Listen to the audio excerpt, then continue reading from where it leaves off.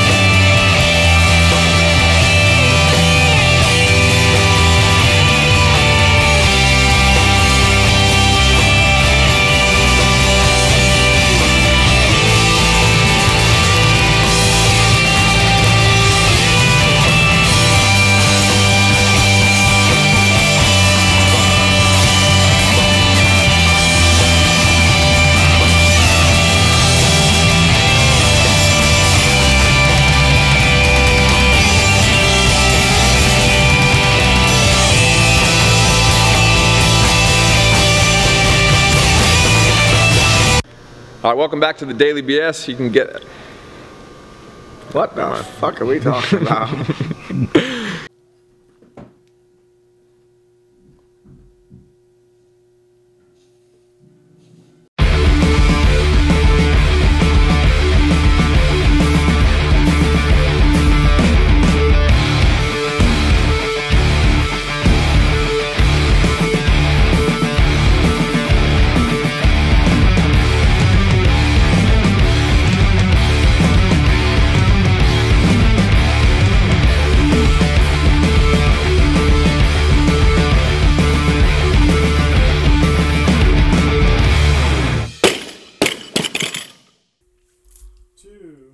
CTP, is this good?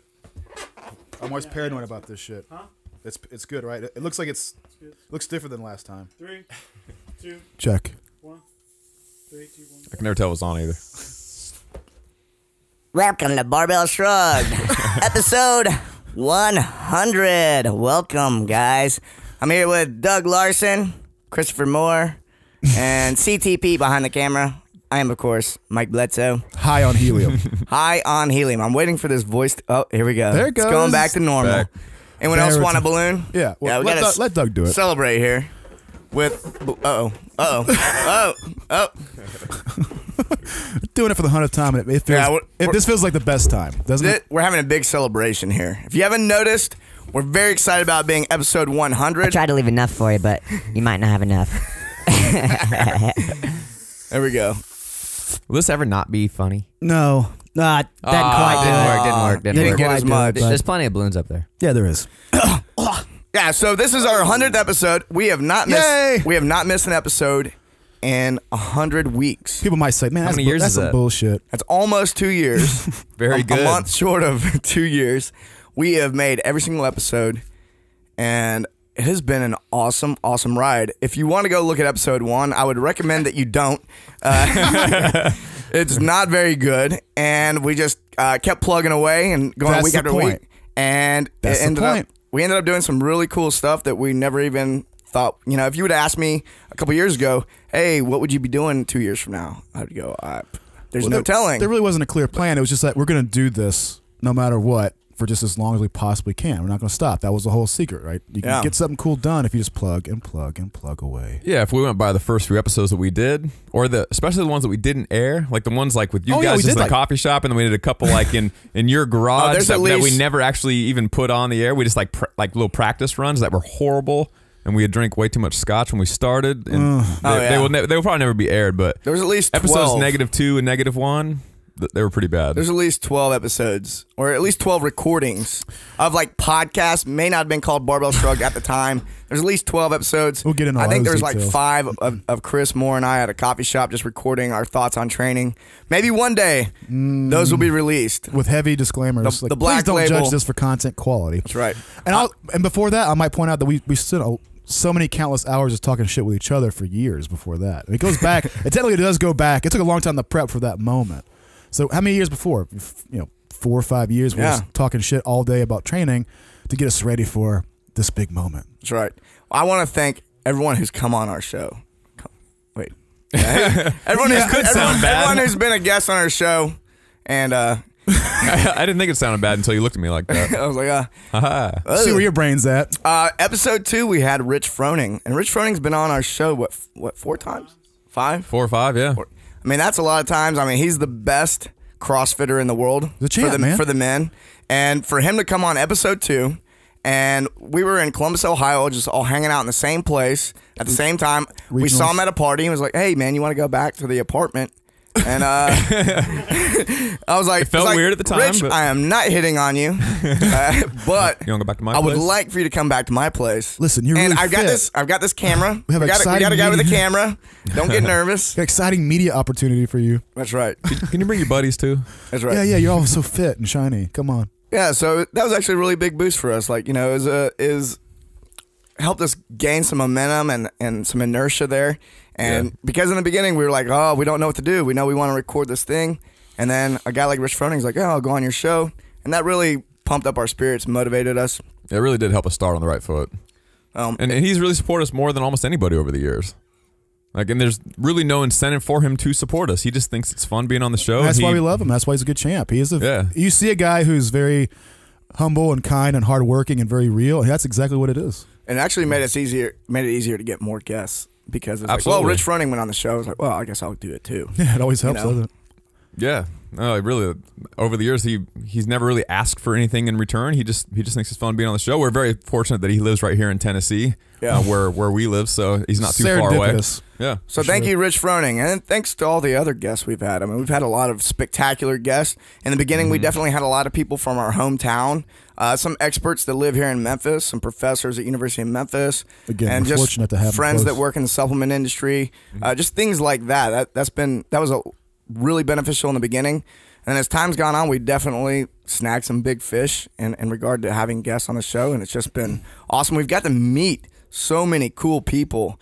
It's really helped us become better coaches. That's the best part of it. And podcasters, and being able to talk about this, because over the last 2 years, especially the last year, we've really been able to sit down with the people who are the best coaches, the best researchers, the best athletes, and find out what they're doing, what they think. And that's been, I feel like I've gained so much knowledge from that, and it's changed the way I think about training. It's changed the way I think about the world, and it's been amazing great. Thing about this whole movement, which I guess we'll get into the full spectrum of the movement, this CrossFit thing, but like we do find ourselves like around amazing people, which is so of anything I've ever accomplished, just being able to meet all these great people, these great human beings. At the competition too, the people who come up to you and say, "Yeah, I listen to your show." This huge community of awesome people, and to be on the very leading edge, like the very edges of what we know you can do and pull off at high level, a new high level thing like CrossFit. It's right where the edge is. They're combining all these methods, and all the best coaches are thinking about new questions. It is an exciting little place to be. Yeah, it's amazing. And to think, I mean, it was all kicked off by Greg Glassman way back in the day. Out in California, and it blew up into a worldwide sensation. You got to give those guys credit for dropping the spark in the big tinderbox. I think it would say he just started posting workouts on a blog, and people started following. I mean, without the internet, obviously, CrossFit would not have grown like it has. So that's been very influential. But the way that Greg Glassman and the CrossFit headquarters has pushed this forward as a sport, and just doing the seminars, and I hear stories from people who were like there at the beginning. Oh yeah, well, when we talked to Brian McKenzie, and he was like, oh yeah, I was invited out to this seminar. He was like, hey, why don't you come to a level 1 seminar and talk about running for an hour, part of the level 1 seminar, and he did. He was like, oh, okay. Kind of hearing little stories about that, about how it kind of started in the beginning. It was very grassroots. It was kind of like everyone was they were doing something better than what everyone else was doing, and that's why people were showing up, but they were still like figuring it out. It was still low budget, maybe no budget at first. It starts off just like this thing on a bigger scale, of course. Like CrossFit has gotten really huge, but it starts off with one guy, a couple people going, you know what? I like all these disparate ideas, but how do you get them together in some way that works? Like, how can I do gymnastics, but also I'm interested in clean and jerks, and I want to run better, and all this, and box jumps are cool. Like, how do you put them together in some thing that gives you a direction? And then a rap competition. It was a bunch of things that were in existence, of course, but they're all separated. And before this thing starts, you have these clans, like these tribes, powerlifting, strongman, weightlifting.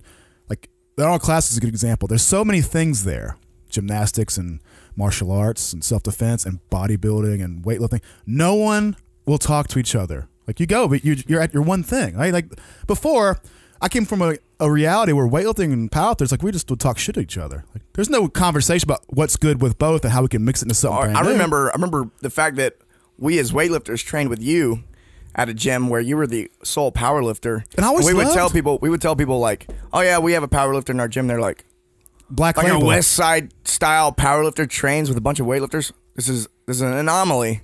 And I loved weightlifting. I could never really do it. I wasn't really suited to it. There's some injuries, and I was in powerlifting and trying to be good at that. So I was like, well, I can't try to also do snatches. How could that would just mess up my powerlifting. I wasn't even thinking that I could mix them to be something better. Or I could also row and it wouldn't affect my strength. And I could also do some basic gymnastics things like what I do now, handstands. Because of CrossFit, a 300-pound ex-meathead sees the importance of shoulder position handstands and moving his own body weight. Yeah. I knew of it before. I was like fuck you, I'm benching. You know, that's what changed. Like that was my impact. So Greg Glassman came along and he kind of mixed the gymnastics, the weightlifting, the track and field type training, mixes it all together, makes it a fitness program. People start kind of competing in a way on the that blog. worked. In a way that worked. They post clearly differently. Like that was, people have dabbled in it, sure, but it worked in a way that set off the fire. Yeah, and I think a big part of it was blog, and people were competing via comments. They say post your time. Very novel. How many rounds did you get in that AMRAP? I mean, super novel. The fact that they even made it for time, where it was actually measurable, and you could compete in something that wasn't just competing in a mile run or a 1 RM bench press or reps. And now, you know, how many reps could you do in one set? You know, and so now you have like an infinite number of different workouts that you can compete in, and there's more than one way to measure your fitness. Right. Whereas before, everyone was just doing how much do you bench. Right. The closest thing to like measuring fitness might have been a decathlon or something like that. Yeah, that was the standard for the best athlete in the world was something like a decathlon, and that was really not that. Or the dreaded triathlon Ironman. It was really not that diverse, really. You know what I mean? It really still was like a one single modality thing. It was like track and field, you know, basically all running and jumping and a few throwing, but there was no heavy lifting. There certainly wasn't anything like a 1 rep max back squat or anything that we would consider even to be decathlon, like more all that shit, like, raw strength. The best example still didn't have heavy lifting, didn't have snatch. Or that's true. These things that are objectively, mechanically, by the laws of physics, a distinct, very difficult thing was never tested. Yeah. Force and speed of force development was never tested in those high loads ever. So we had this little bit of competition happening online. And then Dave Castro, I don't think, you know, we'll maybe get the opportunity to interview Dave one day. Yeah. But I would love get on the show. I would love to get Dave Castro on the show. But, you know, I don't know the exact specifics of the story, but I mean, it sounds like, you know, his family had this ranch out in Aromas, California, and was like, oh, let's all get together and compete at the same time, not on the internet. Let's bring people out here and kill them. We'll sacrifice them on this hill. Well, you look at the first CrossFit Games. I mean, it was very, very simple, single day, not a lot of volume, and it kind of grew after that. They did the next year, you know, 2008. They did it in Aromas, California again. In 2009, I think the city wouldn't let them do it. I think it was just they were like, oh, this is becoming a hassle. Insurance things too, I imagine. So they're like, oh, I guess we'll go, you know, to Los Angeles and do it there, and it kind of grew from there. But you know, it's CrossFit was growing really well on it, you know, due to the internet and doing the seminars. But I really think the games made it explode. And look, again, objectively, whether you like HQ and Dave and what they're doing with the games or not, look at it objectively and look at the explosive growth and look how it is getting. They're improving it every year. It's 2 years ago, maybe 3. I was like, I don't know if some of these things make a lot of sense. To be fair, you know, like this doesn't pair well logically. But in like last 2 years, I'm like, I don't think I could have like. If I'm trying to put Dave's hat on and arrange things, I couldn't have thought of anything more interesting than this. Like, I really love, my favorite thing, and the highlight so far has been the introduction of, and I've heard Piers Demas might be interested in this kind of arrangement, where you have weightlifting done in a novel way where you have a rapid fire of attempts, like in this ladder style. I love it. It's like the best of weightlifting without everything that sucks about weightlifting powerlifting, which is the slow pace and the grind. Like, good lift, and then you wait. As guy dilly dallies with his chalk and shit back there. Okay, when's this asshole gonna come up and lift the fucking bar? It takes 2 seconds. No, have 10 platforms and boom, boom, boom, boom, boom. It's exciting. Yeah, watching weightlifting is like watching golf. And the guys can watch each other. And then you golf clap. You can be on a platform next to your competitor. Oh shit, he missed. That changes what I'm gonna do right now. And I think that's gonna be a new model. Guys like Piros and Klokov rising up. Like weightlifting is mixing with this thing too and becoming brand new. And very interesting, like a new version of it. That's incredible. It is interesting how the games made watching exercise fun to do. That's never happened before. Oh yeah, it's awesome. People coming over to the house, live stream, people making a whole weekend of it. It's competitive. Hell, I've flown to LA just to watch it and drink. It's great. Sexy ladies and handsome, ripped guys. That definitely helps. My favorite part. Oh, but yeah, I mean, it's a beautiful, exciting, intense spectacle. Yeah. It's perfect. It's fun to watch for people because 99% of the people watching actually participate in the sport, which doesn't happen with any other sport. If you go to a basketball game, 99% of those people are not doing basketball, or playing basketball, or shooting hoops, or whatever you want to say, on a weekly, if not daily basis. Yeah, biggest sports out there like NASCAR, football, No one's going out and if playing you're wondering sports. why, they're fatting on the couch. I know to this day there's going to be a lot of people who want that kind of attention, and it's okay to feel like, fuck, man, we need to get that going on. But people are showing up and watching it in big numbers because you're missing the point. Like, if you're a great weightlifter and you snatch 400 pounds, which is like mind blowing. No one can identify with that before, but now it's like we're all doing it. Like, I've deadlifted. I've tried that muscle up. I know how hard it is. So you show up and go, wow, look at that guy do those muscle ups.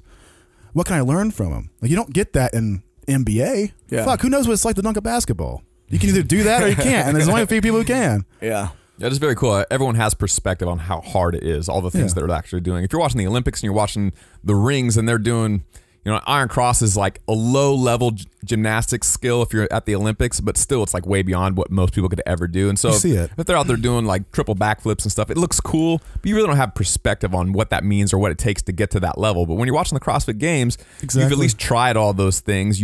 Maybe you can do some of them, but you can't make it look so effortless like they can on TV. They'll do 20 of them and then just hop off and go run, and like they don't even look tired.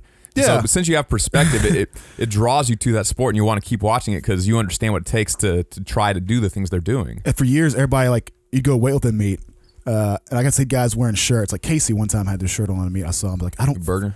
Yeah, I'll add exclamation, like, I don't fucking bench. I snatch.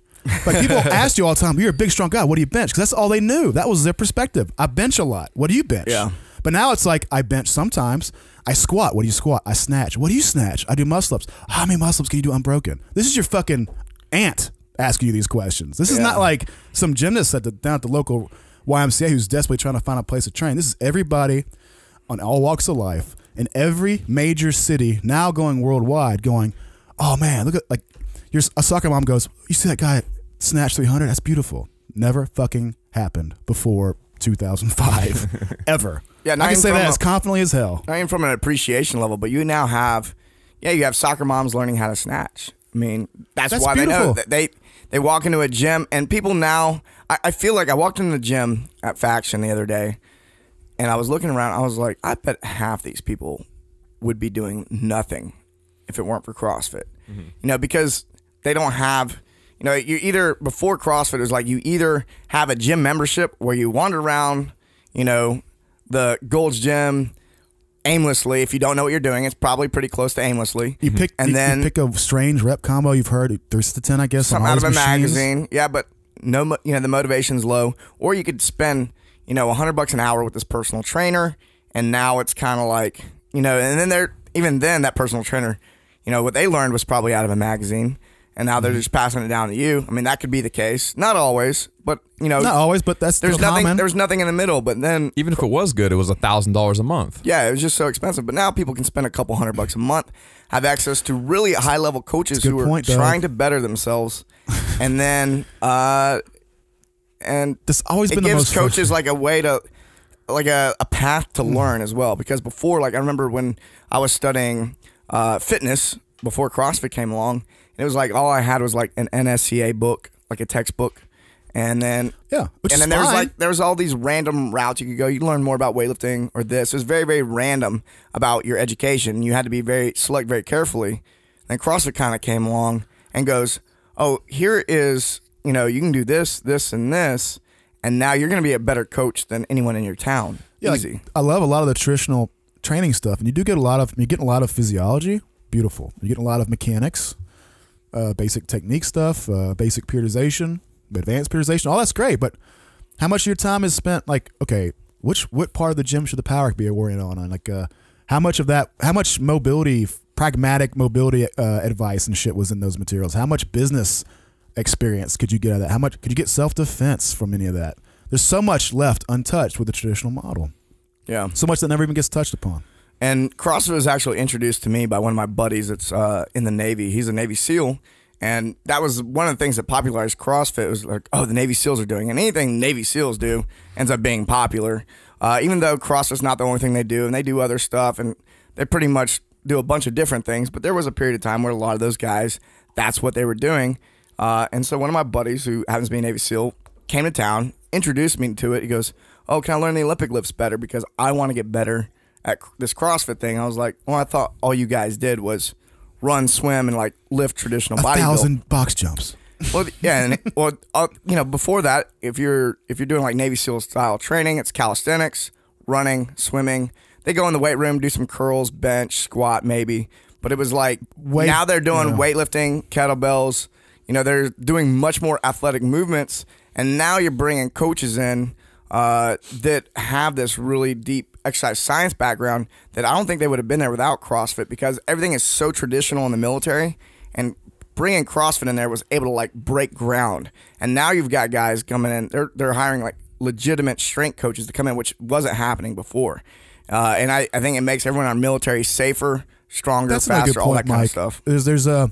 I think some people automatically will have that scarcity thing pop in and go, if I can't have my thing and you're having your thing, that means you're taking potential and opportunity away from me. Like my traditional strength conditioning thing, you're fucking with it. And that's actually not true. Like people who are prepared to sort of step up and show what they know to this community are given a huge new opportunity for spreading exercise science knowledge. Like the opportunity is ripe to have the old guard refreshed and take everything you know and just explode it and make it applicable, and like take all that research and let's start mixing it into this big experiment. Like let's see what was what. Like let's break new ground on new sports science experiments. Let's see what is so like before. Based on my old school sports science knowledge, I would have told you things like, there's no way Mike McGorder is going to run a half marathon and then fucking pick up that 400-pound stone. And the day I saw him do that, I was like, you're not going to do that. I know gravity is real, that you can't fucking do that, Mike. And I watched him do it explosive. I go, well, fuck. Paradigm shift. I don't know what I think I know. You can probably train both those things at the same time and be really good at both. Yeah. And that's like, you just always assume that's exactly what happened. Do that. Yeah. You assumed you couldn't do that before. Yeah, and I think also like there were some endurance coaches out there like promoting strength training within, do some strength training. You talk to endurance athletes still that aren't doing CrossFit stuff, and they do their strength training is like 3 sets of 10 on this or that for a few different movements, and then go run forever. It's not strength training, but it's also now it's brought a lot of strength coaches into the endurance community. Had it not been for CrossFit, I probably would have never thought about, not pursued training any endurance guys. And now I've had the experience of training some endurance guys, and I now understand the relationship between strength and endurance much better because of it. But that's something I might not have ever pursued. With your bias removed. Yeah, it helped remove my bias. When your rose-colored lenses taken off, you can see it for what it is. Yeah. It really has revolutionized a lot of communities that are outside of just CrossFit. Like you mentioned the Navy SEALs and the kind of the Spec Ops community, but it's also revolutionized the whole rest of the military. Like right. Not just the SEALs, but like just standard infantry and anyone that's in the military, or even police and firefighters, people that might encounter they have no idea what they're going to encounter on a day-to-day basis, and they kind of got to be prepared for everything. The whole CrossFit, it's unknown and unknowable. The people that really have day-to-day lives like that, where they don't know what they're going to encounter, it's revolutionized the way that they train on a daily basis. And not just when they are kind of like in their group training setting where like there's an instructor telling them what to do, but when they're on their own, their training is much different now, because they're going to go do CrossFit on their own, whereas before they might have gone for a jog, done some bench press, and called it good. Now, when they're all by themselves, that's not what they do anymore. Now they go do a comprehensive, real training program, and they don't have any kind of gaps in their fitness. Yeah, the average person doesn't need to get as strong as possible and only focus on that. They don't need to be focusing on just being able to run a marathon. The average person needs to, like, 99% of the population for their health need to be kind of covering the entire spectrum. That's of all the things that set me off about criticisms of CrossFit. You can name plenty of legit things, and people will listen to that, because this is. If you pay attention to what was critiqued 2 or 3 years ago, those issues, there's new critiques now. So it is moving in a good direction. And anything growing rapidly under huge pressure with lots of resource accumulating behind it is going to go through growing pains. We're not saying any of that. Nothing's perfect in every situation. Yeah, but the idea that if you're one of the main critiques that's valid is that this is not the way you should train if you're looking to deadlift the most amount of weight, which I go, well, yeah. But to your point, Mike, for people who are wanting to be good at CrossFit, they don't want to be a strongman, and they shouldn't be. Your grandma shouldn't be training to be a strongman, yeah? No. She probably doesn't want to be. Your mom doesn't need to be a competitive powerlifter. So training like that, if you're competing in those sports, is obviously the best thing you could do. But if you want to be fit and healthy, the best thing you can do is get exposed to all these disparate ideas that when tied together in a meaningful, progressive way, give you a better quality of life. That's the whole fucking point. Yeah, there's a lot of people that came from having a big fitness background already, whether it was from bodybuilding or powerlifting or weightlifting or whatever, and they already have decades of experience, and then they see CrossFit and they say something like you just suggested, like, oh, there's no way that'll ever make you strong. And that to you, if a beginner hears that, they think, wait, what do you mean it won't make you strong? Like, because the person with all the experience is thinking that's never going to make you deadlift 800 pounds. Yeah. And the person that's a beginner doesn't give a shit about deadlifting 800 pounds. They just want to deadlift not 250, maybe 300, 350 or 400. And CrossFit can easily get you to over a 500-pound deadlift, but it probably won't get you to 800. But most people don't give a shit. A 500-pound deadlift is plenty for most people. And I will say, in my experience, the most personal, I'm getting maybe this a little early, but the most personal way I've been touched, like most personal aha, like, oh, fuck, was when I learned in a very real, personal, meaningful way is that I pushed so hard in certain specific directions, and I got good results. These strength measures that were very specific. But for me to go back and relearn things with the lens of a CrossFit mentality, learning from good weightlifting coaches and people like Kelly and people who are teaching, but you got to think about position and everything. I can go back and reteach myself to squat different. Like by the last decade of hard training, low bar, good morning style, heavy squatter, how much can I move? Now, if you measure me in, quote, strength, but you're measuring it in a more athletic position, a position suitable for keeping your chest high in a deadlift and finishing with an explosive pull, or for a high bar squat that's more applicable to more athletic things. And that way, I'm way stronger. I couldn't even get in those positions before. So what is my strength worth? Nothing. It was only valuable on the powerlifting platform for me. Right. I couldn't bend over and touch my fucking toes. I couldn't do a front squat with fucking 200 pounds because I was so used to being bent over. I just couldn't even begin to hold it. I just mechanically couldn't even try. Yeah, once you stop longer competing, what's the point? And being strong in those three things, couldn't do a standing press. 3 things, but you couldn't do anything that the average person couldn't do a standing press with 185 pounds. Not going to do that for 20 times. Yeah. Who's stronger? Who's stronger, man? That's the question. Like, before you doubt the efficacy of something, you should probably give it a solid fucking go until you feel how good it is to be able to do a handstand, and how that benefits your shoulders of the years of bench pressing. You won't get the benefit it could have for you. You don't get the life benefit you could receive just by trying a few different things.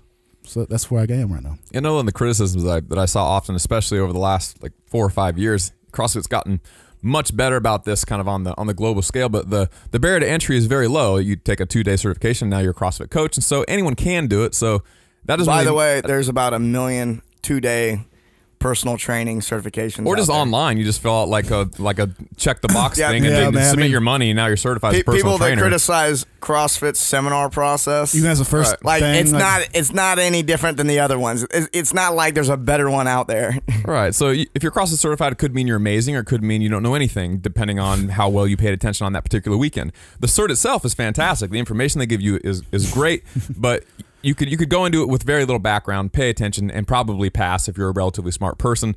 Or you could go into it with 10 years of experience and maybe already know it all and get your cert, and now you look the same on paper. And so a big criticism that I saw a lot over the last couple of years was people coming in and they would see someone on YouTube either that is CrossFit certified with bad form, just because they're still relatively new. They did their 2-day cert, but they still don't have that much experience overall. And then from that one person who is trying to get better and is motivated and is trying to be the best CrossFitter they can be, but they're just brand new, people that were already in the fitness world, that have experience, are already good, they judge all CrossFitters by this one person they saw on YouTube. And it's confirmational bias. They generalize off one person. Yeah, and exactly, confirmation bias. They want to think it's bad, and so they point to that one thing, and it's not the big picture. I even see that within the CrossFit community. You have coaches that have been around for 5, 6, 7 years now, which is very common. They've been coaching for that long. And then they're like, oh, these new coaches, they don't know what they're doing. I'm like, did you know what you were doing 6 years ago? Because I know that if I looked at myself coaching 6 years ago, I'd be ashamed of myself. What people are seeing is human traits that pop up in any field. Like, how many bad professors you had that got PhDs? How many good ones do you have that had PhDs? How many shitty physicians you been to? Have you been to a few good ones? They went to the same schools. Ever had a shitty insurance salesman or a good one? Like, people are either shitty, they don't care, or they're excellent and they're beautiful and they're amazing and they study hard. You take the tool and you make something out of it. The CrossFit seminars are a tool. it's a little expensive to go, but look, you may have Rich Froning. You know, how many other big names have you had just in your personal? Chuck Carswell. Yeah, so man, that guy. Chuck's a man. Look, you have 6 people who have awesome 10 years. coach. You have 6 people who have been around basically since the start of CrossFit, who all come down just to coach you. So 6 people who are pros at what you came to study are going to spend a whole weekend helping you, and they're going to have lunch. If you want to go with them and have lunch, they'll have lunch. You want to stay after hours and drink and talk train, they'll do that. It is worth the money if you see why it's worth the money. I'll tell you don't, this. you don't. All 3 of us standing here have got multiple certifications in different personal training things. You know, they range between $300 and $500 most of the time. Like the NSA was how much for our little CSCSs way back in the day? Oh, and by the way, I $300 or didn't even. $400. I mean it's $400. I didn't even do it in person. I studied in a book. I watched a video. I had to go take a test in person, and that was it. There was no like in-person training happening. You didn't show up and have to move. You watched the video and checked boxes in a test. No one watched you do a Fran or a snatch or a depth. Like, well, let's show me you know what you're talking about. So there was 400. That was like $400. And I've been to. I won't name off all the certifications because I don't want to make them sound bad. And they're not bad. It's all about how you come into them and how you apply the information. You see all the good or bad you want to see. But I will tell you this is when I did the CrossFit seminar, I went in with some background and I was like, that was the best. And I've been to some certifications and seminars since then, and from different organizations that were not CrossFit, and they just weren't as good. Like what I got out of 2 days of training was better than anything else that I've been People through. forget the obvious market forces that would work here. If people didn't think it was worth the money, they wouldn't fucking sell out every single one of them all over the fucking world. Like, don't you see that people all do see value in it?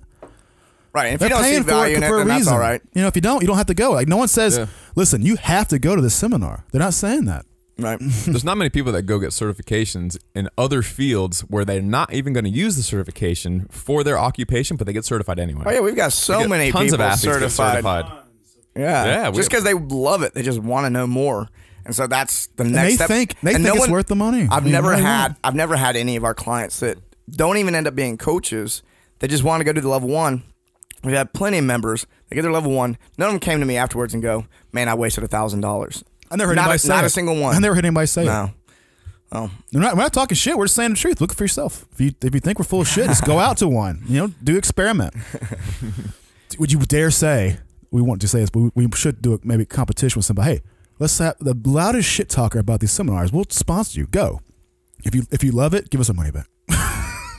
Yeah, I do appreciate all the really good strength coaches that have recognized that CrossFit is a sport that's growing at a very fast rate, and they realize that a ton of people think it's a lot of fun and it's not going away. And so rather than talking shit about it or giving their opinion on why it's not as good as what they're already doing, they've come into the community and they're trying to make it better from whatever perspective they think making it better means. But like they come into the community already having a good amount of experience in coaching and competing.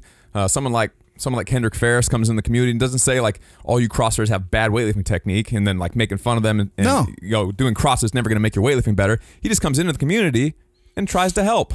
right. Tries to help everyone get better, and everyone really appreciates that. And then everyone gets better because they have a really high level guy who knows what he is doing In the world of- comes in and teaches. Yeah, I actually remember having conversations with some weightlifting coaches early in CrossFit, and they were, pretty critical of it. I was like, well, you could stand out here and be critical of something that's going to grow. Whether you're part of it or not, guess what? It's going to happen. Yeah. So you can be on the outside, or you can get inside and change it and make it better, because it's going to get better. Do you want to be a part of it or not? And the people who are standing on the outside, well, that's what they are. They're on the outside. I would say thanks. From my perspective, I've seen Jesse Burdick and Mark Bell do great things on the powerlifting side. Oh, yeah. A guy like Kelly bringing in his expertise, because he's worked hard for a long time studying what he knows to be able to say it now. Yeah. As a physical therapist, he could have come in and said, this is all terrible for you. This is all horrible. And he could have cited a bunch of ways and been very convincing, because he's a smart guy, about why you should never do CrossFit if he wanted to. But instead, he came in and he's making it much better on the mobility and technique side of things, the movement quality and efficiency side of things. Genius. Yeah, the average coach understands movement at such a higher level. That's what I really love, because of Kelly, man. yeah. Fuck, and if you take it to the most novel example, in my mind, the most novel example is like what Tony does with CrossFit defense. So now you got a population of people who are like, I'm learning how to move. I'm learning how to move a barbell. Now he's saying, you know how to move a barbell? watch this. And he shows you how to use your body because now you get how to use it. Move your hand into somebody's face. Now punch this bag. Right. Now you see, like, all the dots from learning to clean a med ball. Your grandma learning to clean a med ball right at the beginning. To at the end, she's like throwing a fucking punch by driving off her back foot and shit. Right. Now you see how it's all coming together to make better humans. Definitely. It's got shit to do with Snatch PRs, really, in the end. It's about you're a better human. Whatever you want to do, you can fucking rock it. Yeah, and that's actually a good argument for maybe teaching the soccer moms how to do a snatch or a jerk. These are like fundamental movements. You have to move well to do it. Not to mention that, you know, all the research shows that, like, you're less likely to have a hip fracture at the age of 70 if you're stronger. Let me be devil's advocate, Mike. Do you have the ability to produce force faster? Yes or no? And if the answer is yes, your likelihood of a hip fracture from falling down is minimized. But my grandma, it's not safe for her to put a barbell over her head, you dummy. What do you say to me? I'm everybody talking shit right now. Well, I think that you're generalizing all old ladies into the same category. Okay, now, Doug's not talking to me. I'm playing the role of devil's advocate. Let me be specific. There's some fans who might be like, Doug's talking shit to Chris. I knew they hated each other. That's right. People think me and Chris Doug's hate making each an other. example. This is a lesson for you, not for me. Right. So, like I was saying a minute ago, like, you could be CrossFit certified and be a terrible coach or a great coach. It just depends on the person. So there really are bad coaches out there that just put a barbell in the hand of any random old lady and just say, on your first day, snatch. And they could look horrible, round back, no shoulder mobility like that, already previous back injury, already previous shoulder injury. Didn't ask the old lady if she has any pain during the movement. Doesn't ask her anything. And that's a horrible idea for that woman to snatch on her first day like that. There's probably other things you should do first. Maybe she never snatches ever. Yeah.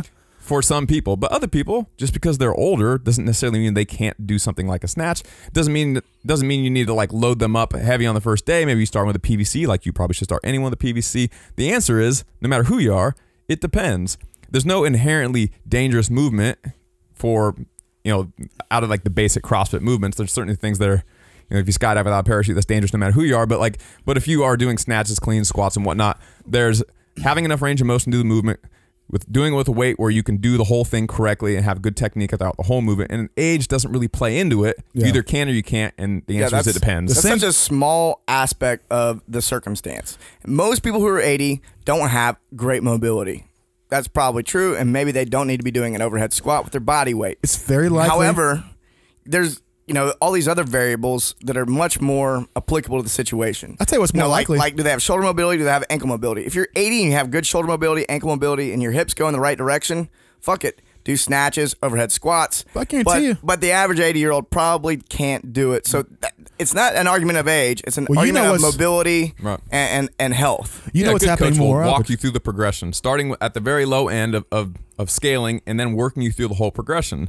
And if you get to a point in the progression where you can't do it correctly anymore, then that's where you stop in the progression. And maybe the old lady doesn't jump right in and start doing kipping pull-ups. They start them with a very light ring row, and if they can barely do the ring row, they just stay doing ring rows. But you know what's more common? Guess what? We teach all these progressions. Coaches learn these progressions. That's why you're there. That's why you get certified. People criticizing the snatch, an old lady.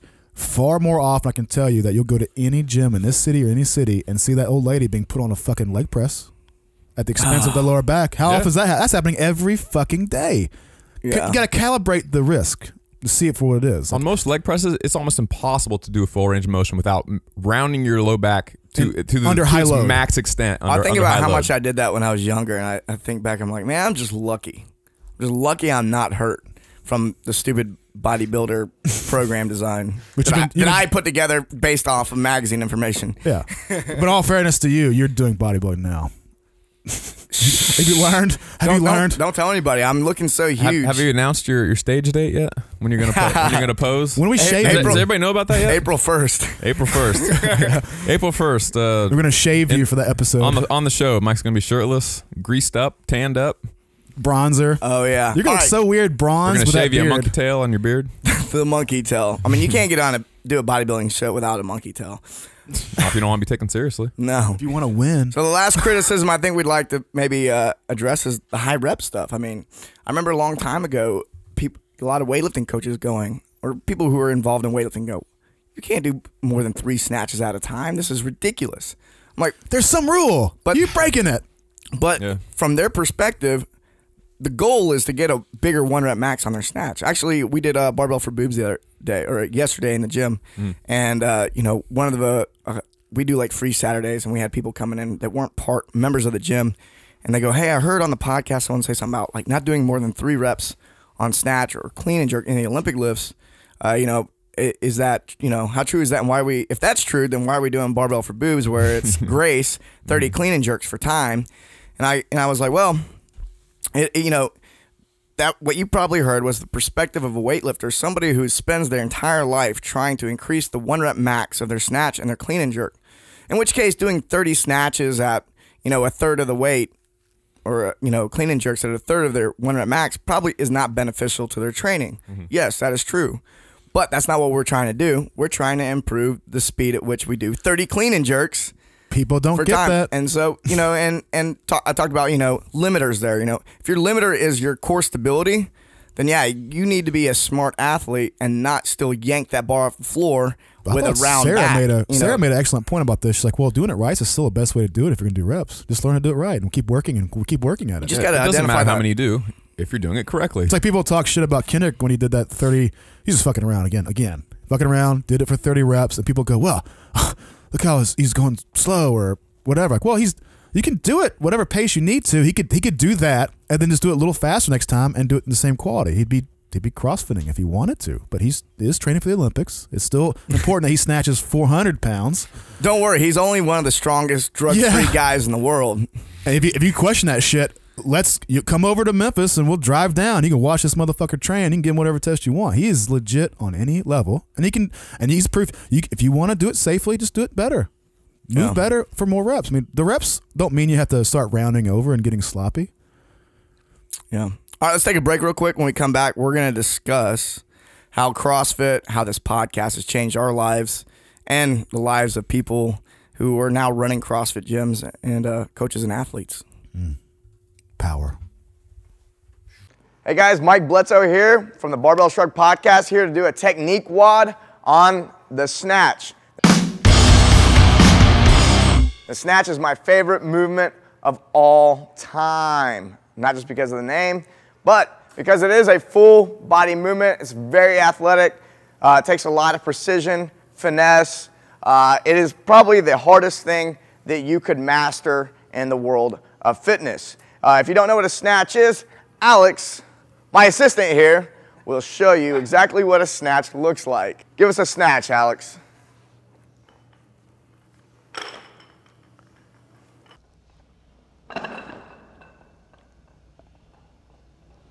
So some of you may be thinking, well, that was easy. He just grabbed a bar and he threw it over his head, and it looked silly. But a lot of you, if you're familiar with CrossFit or the sport of weightlifting, are very familiar with that and understand how difficult it can be.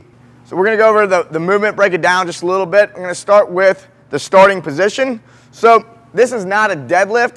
A lot of people make the common mistake that they should set up like a deadlift and they bring their shins right up to the bar.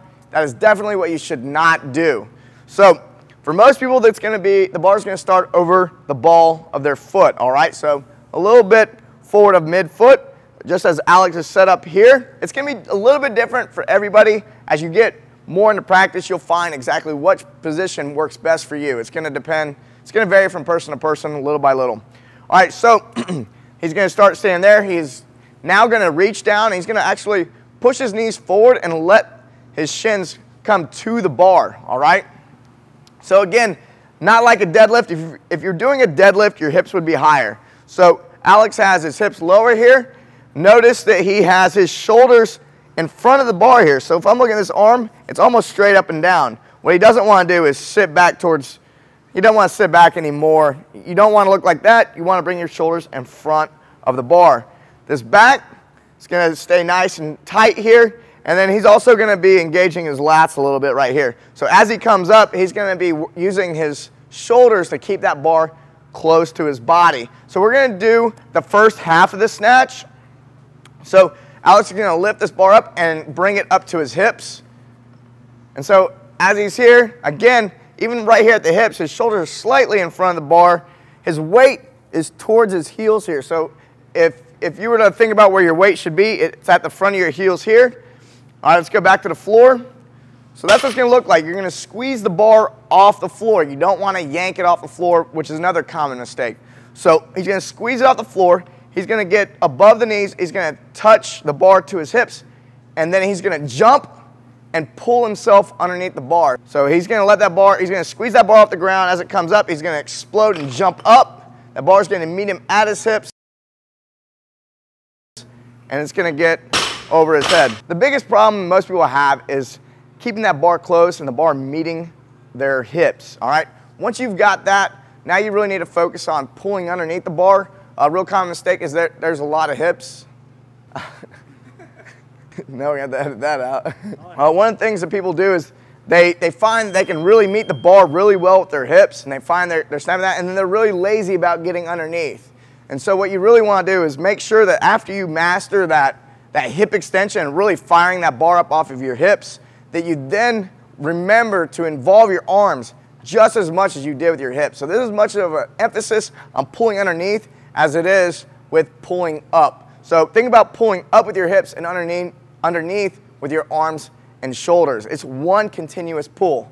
All right, so remember that, and watch Alex. He keeps the bar nice and close as it goes past his chest, past his face, and overhead.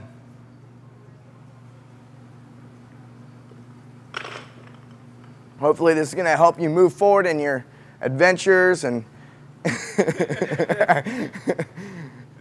it's an adventure. In your snatch adventures. All right. I can't even think now. For more information about how to perfect your snatch, damn it.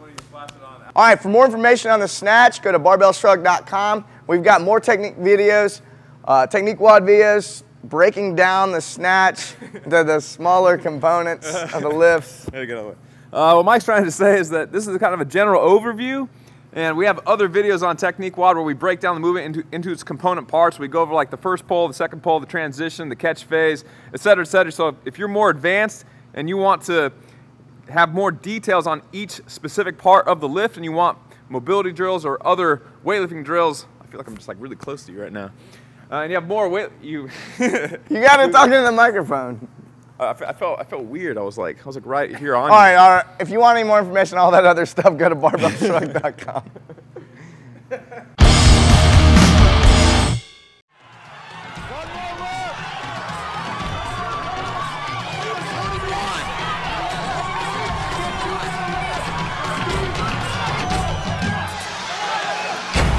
Jason Khalifa, CrossFit Games champion. Jason Khalifa, ladies and gentlemen, the 2008 CrossFit Games champion.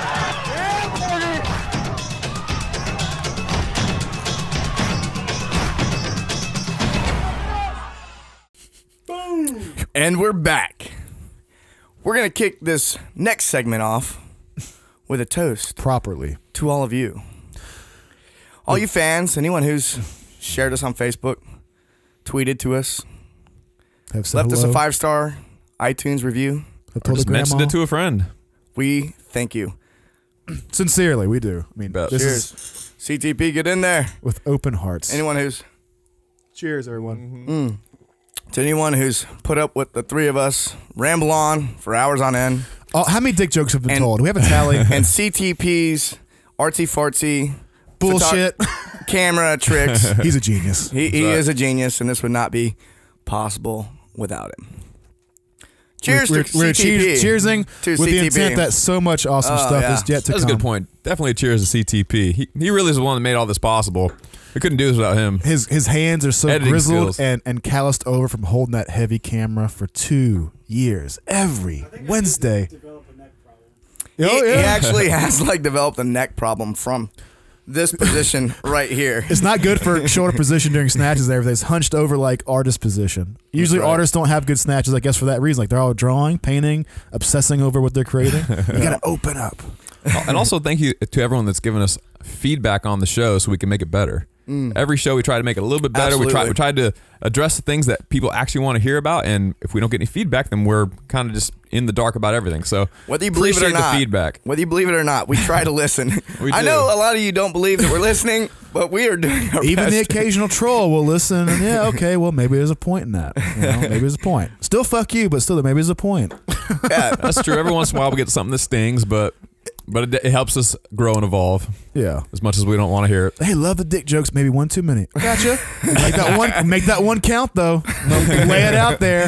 In the most dry, silent moment, you're going to hit full speed. Yeah, so I want to kind of tell the story a bit of how this all came to be, because I think we just started it, and we probably never went back and revisited exactly where it came from. And if you've been listening from episode 1, you may have pieced it all together. That's for sure. And I would not recommend going back to episode 1. Yet again, I'll reinforce that point.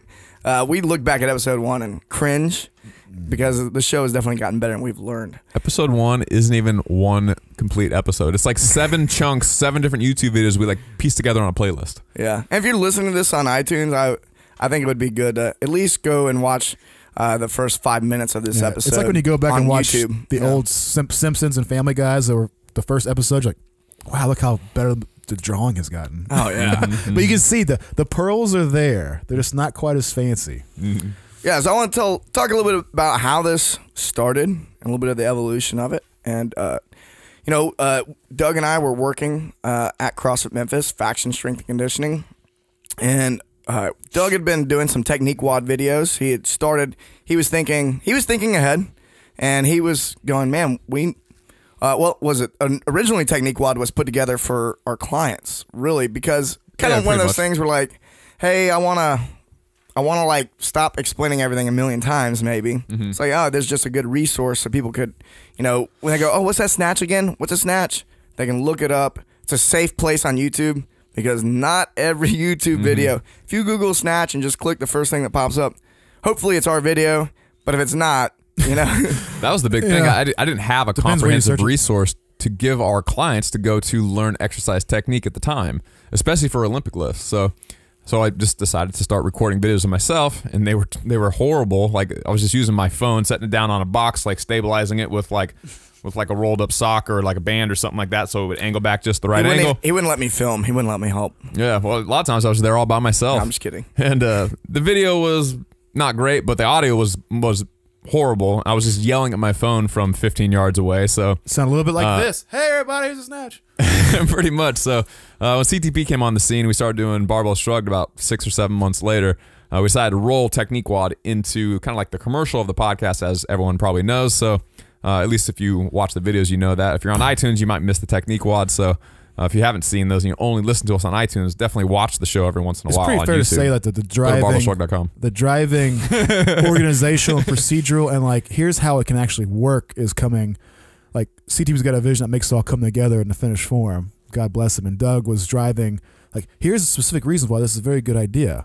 And what the hell are we doing? We're in a coffee shop fussing at each other about and brainstorming novel ideas and strength conditioning. Blabbermouthing, yeah. Yeah, well, Doug was in the Technique WOD thing, and, it was one of those things where I saw him doing it, but I was like, all right, we'll see what comes of it. I really didn't see, like, it was like something to keep doing, and people that weren't in our gym were definitely watching it, but I didn't really have any idea of how that would work or how it could help anything grow. Like, what are we growing with that? And while you were confused, I was 100 pounds heavier in the back, screaming and being fat and lifting powerlifting stuff and doing whatever the hell I was doing. That's right.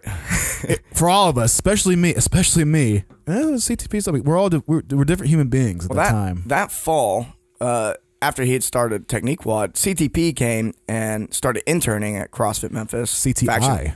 Yeah, we called him CTI, Chris the intern in the beginning. And he was a student at University of Memphis, exercise science department. He had CrossFitted with us before, but when, he was a student of Doug's. Doug was teaching at the university that summer, and he was a student of Doug's. And I think Doug and I were talking about, should we bring that guy on to intern? Like, he wants to intern. He's got a lot I'm not sure about him, a little bit. I definitely back and said forth. that. Eating my words now. CTP's an A player for sure, but when CTP was in my class, I announced at the beginning of the course that summer that we were accepting interns at our facility, and if anyone's interested, come let me know. And he like rushed up to me like the first opportunity he got him. He's like, I really want to do that. And I was like, oh, I don't make the decisions on that stuff. I need to talk to my business partners. And I fed him a whole load of horse shit so I could come talk to you guys. And then we ended up letting him try it out, and he crushed it right from the beginning. So yeah, from the first moment. All right, Chris was ideal internship because he's only got to come in 4 hours a day, but he came in early, stayed late, asked for extra stuff to do. If you really want to get into anything, you got to do it like that. If you go and do the minimum, if you walk into a job and you do what the job description says, you're gonna have a job. You messed up. You're gonna have a job that won't grow anymore. You'll be doing that forever. Yeah. So he did great. He was interning. We got to be little buddy. Started talking in the office a bit. We started hanging out a little bit on the weekends, and then he let you know she's like, oh, I was in a band. Really? Yeah. You're in a fucking band? Yeah. Here's me playing guitar righteously. He had a much different background than the three of us. We all had very athletic backgrounds. None of us were musicians. None of us were very artsy. And then we have like this guy that comes from this very different background, which has been the biggest plus ever. So he's hanging out. We're hanging out. I'd been listening to Rob Wolf podcast, and it was very content driven. The audio quality was not fantastic. And it was just after 20 episodes kind of hearing like the same thing. And it was, I love Rob Wolf podcast. He's improved. Everybody's improved. I still listen to it. This is a snapshot time. It's really great stuff.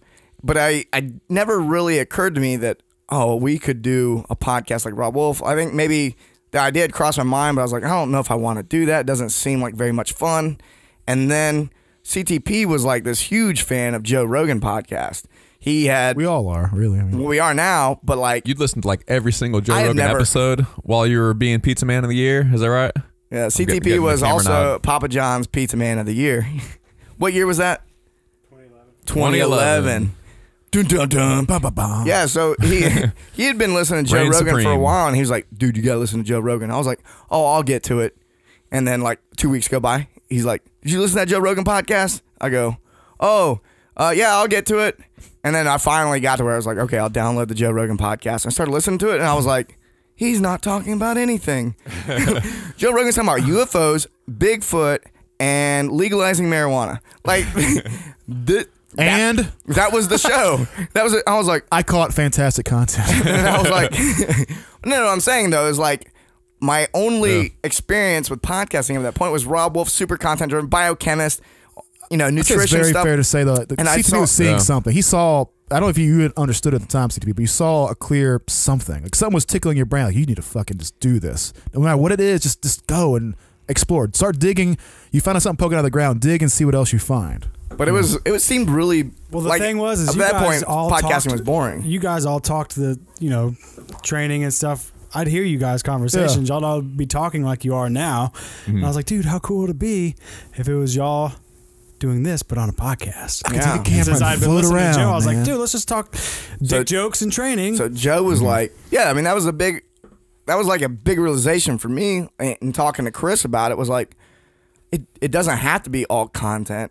It can be fun, and I think once we realized that podcasting, you said that when you realized that'd be the way it had to be if you put all of us in the same room. Like it wasn't gonna not be any other way. That's the thing is like it was. I think listening to Rob Wolf, motivation for starting a podcast. Even though I like knew we all had a good knowledge base, I was kind of like, oh, that didn't look fun. But as soon as I saw that Joe Rogan was having a blast on him, so I was like, oh, I want to do that.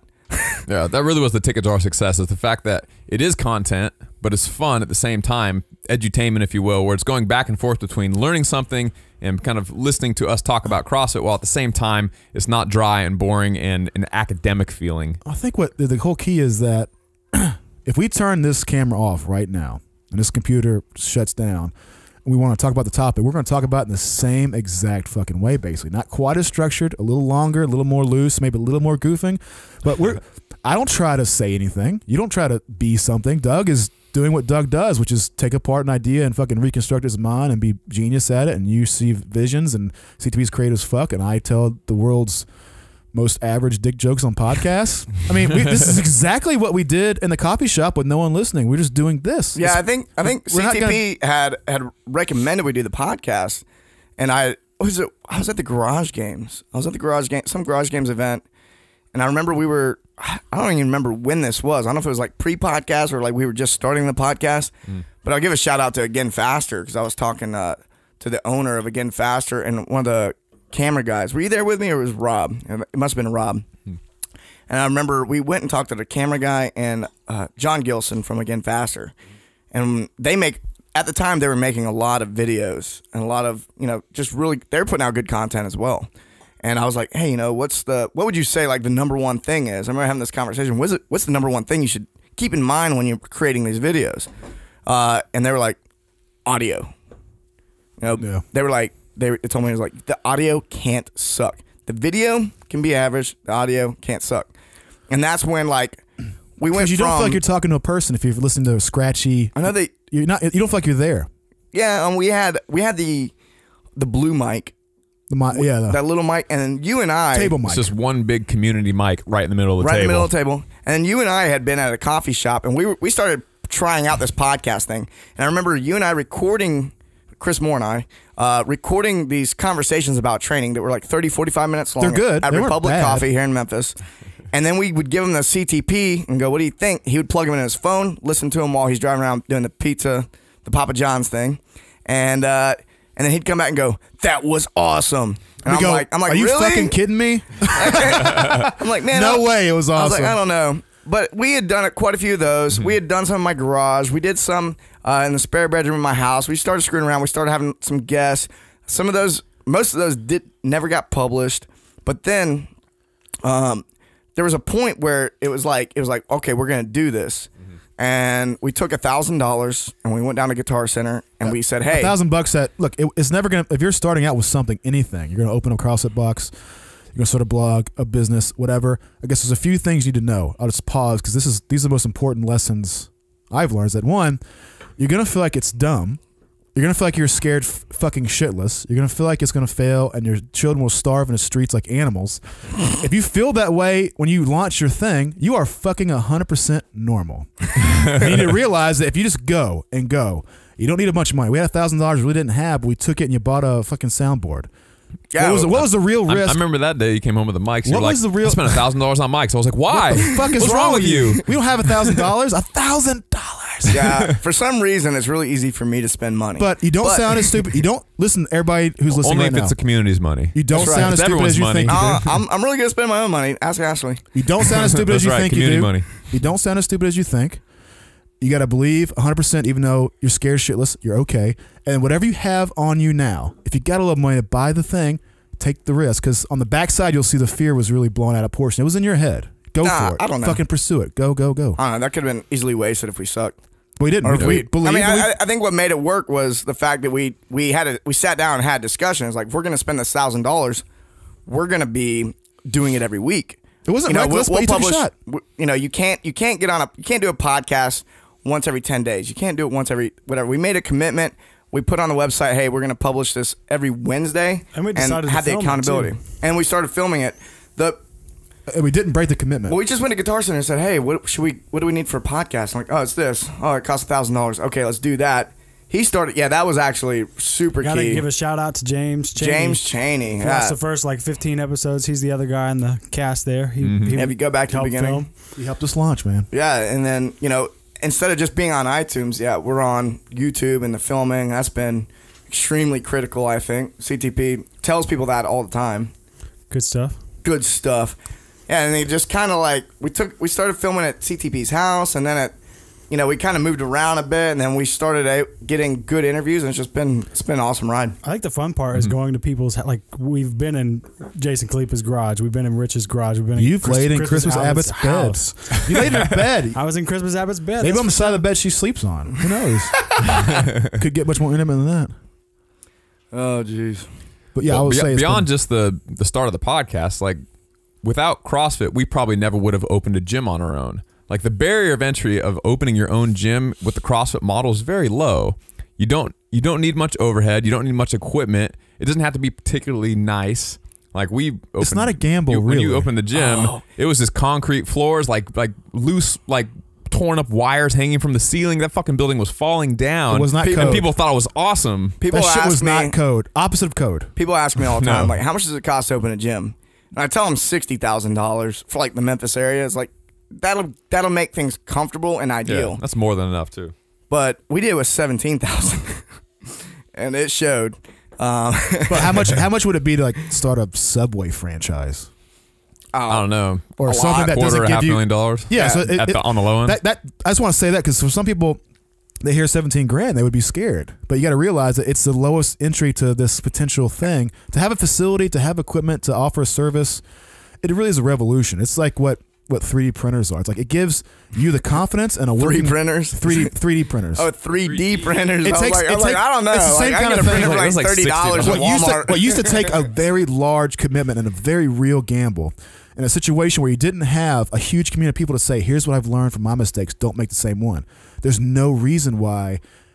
The costs are just enough to where you got to really believe you want to do it to take a shot, but you can do it. Well, actually, in that regard, starting a CrossFit gym is easy. I see the biggest challenge for most people is when they try to make it from my corporate job, my 9 to 5, and I'm doing this CrossFit thing on the side in my spare time. To make the jump and quit their job, that's harder than scrounging for the money to get the gym started in the first place. Mm-hmm. And we were just lucky enough that we were poor college kids and young enough to where we didn't have wives and kids that depended on us, so it made it super easy. And living in the gym was not hard. I mean, well, no, let me say that a different way. You didn't know any better. Living in the gym was hard, but it was doable because I didn't have to have my kids in there with me or anything like that. Yeah, we lived in the crawl space, basically in like the attic of the gym for a year and a half. You moved out before I did. I moved out after like a year and a half. I did. Doug's like, I'm not. I was like, we're only making like $900 a month at the time. People don't know this. That's the only reason. By. The only reason I got married is so I could go live in my wife's house. I was like, I gotta get out of this crawl space. I'm gonna get married. You love your wife too, right? You yeah, love her. Yeah, she's a great lady. Ashley is great. She puts up with your shit. I tell her, I guess so. You are the luckiest man alive to have her put up with your vision. Like she could have said, this guy is fucking crazy. There's a lot of women I can get along with for one night. But Ashley is the only girl. Ashley, I hope the context of that statement makes sense to you. See, the fact that he says shit like that and she puts up with him means she's the one for you. But she can stay with me forever and it'll be all right. Any other man who says, there's a lot of women who can put up with me for the evening, but you're the only one who's dumb enough to stick around with me and go, I love you, baby. That's one woman in the world who has said that to you. Yeah, I'm not sure I can find one that would be able to put up with me more. You won't. More for 24 hours, yeah. You won't. Well, that beard, too. Yeah, as crazy as you look right now. She doesn't even like it if I don't have the beard. So, yeah. We ready to wrap this thing up? Well, what we want to say a little bit about we're feeling very optimistic about 2014, aren't we? I mean, we're about to fucking just uncork this thing even bigger. I was gonna wrap it up talking about the past, but fuck the past. We have not talked about the future. That's very true. We got a lot of trips coming up. Yeah. By the time you hear this, we will just come back from Wadapalooza in Miami, which will be an epic trip. Cuban coffee, pressed sandwiches, good-looking people, and neon shit on the beach with abs and sexy buttocks and talks and education and fucking inspiration and big-time visions and new partnerships. Fucking A. 2014, man. Yeah, so such a good year. We're basically going down to Wadapalooza, like the best competition on the East Coast, to hang out. A great warm climate in the middle of Trinidad was like kind enough to let us put on all the conference talks, so we got to organize the speakers that we want to hear from. Mm-hmm. Sky's the limit, man. Yeah, I mean, we got Dave Asprey coming out, and we have guys like Zach Evanesh and Travis Mash and Justin Thacker. We have like all these really cool guys, people who are just experts at what they do, and they're joining this thing. Lucky enough that we get to hang out with these people. That's what this CrossFit movement is. It's all these people who are just have such beautiful, varied backgrounds and the highest, like Dave is the first guy to sell shit on the internet by his story, and Travis Ward, a powerlifter. Zach's been in this game of strength guru-ness, like, let me push a unique view of strength for years and years and years before most people. I mean, we're bringing in all these great players, and we're going to fucking blow it up. And these people listening to this show are going to benefit. They're the first ones to benefit. That's just January 2014. That's just fucking the first month of this year. So just look forward to things happening in 2014. It's going to be awesome. Take our word for it. Big plans in the works. Cheers. One more cheers. Thanks, everyone. We pour fresh champagne and say, fuck, man, it's going to be good times. One more big thanks to CTP. Thanks, CTP, brother. Cheers to you, friend. Couldn't have been done without him. That's right. You look damn good in that jacket, buddy.